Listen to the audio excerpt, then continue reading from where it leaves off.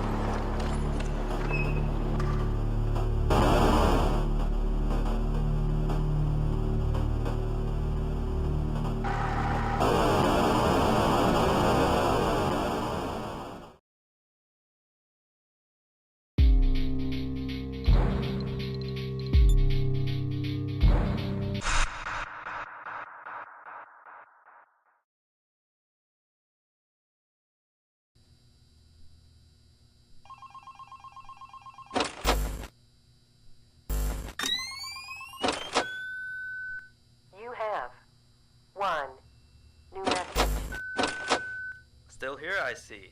Awesome job these last 2 nights. You're already way better than our previous night guard.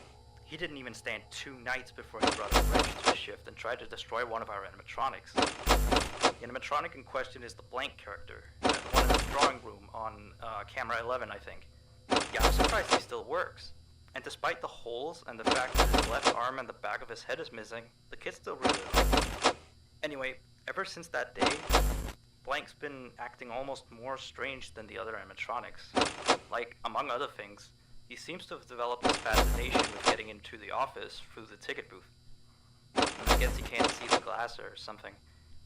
So yeah, keep an eye on him. If you see him heading for the ticket booth, just shut the door in his face, and then he'll find something else to do, I guess. Oh, and by the way, ever since that new Freddy Fazbear's Pizza closed last week, we've been getting more and more customers during the day.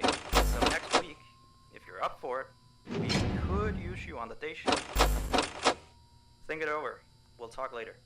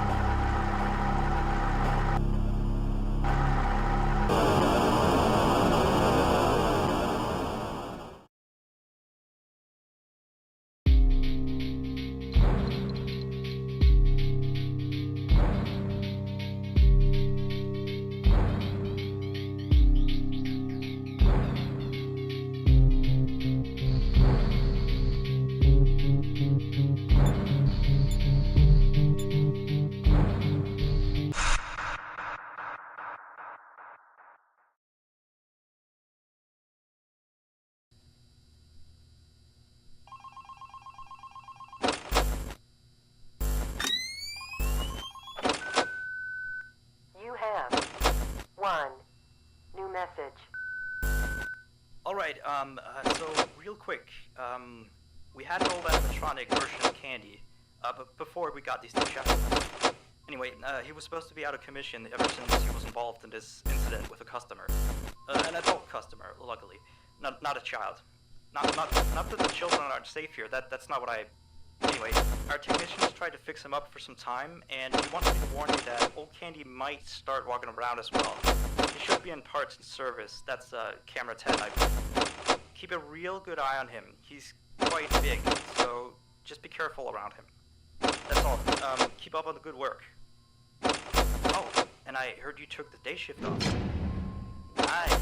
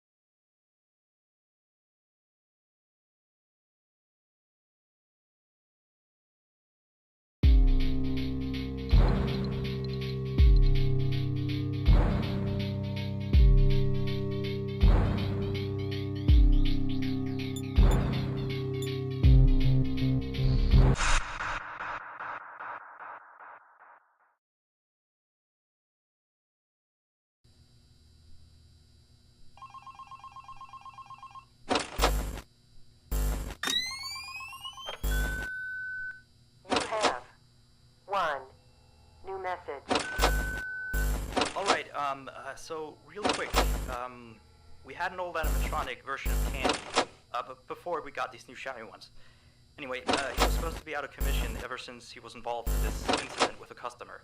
An adult customer, luckily. Not a child. Not that the children aren't safe here, that's not what I... Anyway, our technician has tried to fix him up for some time, and he wants me to warn you that old Candy might start walking around as well.